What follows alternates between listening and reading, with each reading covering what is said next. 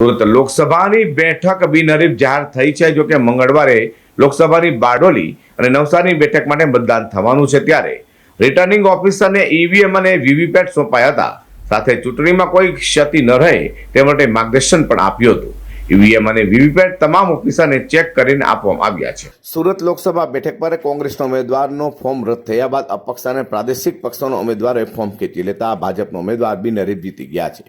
જોકે સુરતમાં નવસારી અને બારડોલી બેઠકનો સમાવેશ થતો હોય ત્યાં સોમવાર તારીખ 7મી મેના રોજ મતદાન થનાર છે।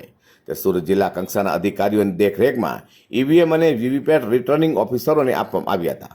વહેલી સવારથી શરૂ થયેલા કામગીરીમાં બંધ બોક્સમાં તમામ રિટર્નિંગ ઓફિસરને જરૂરી સાધન સામગ્રી સોંપવામાં આવ્યા છે।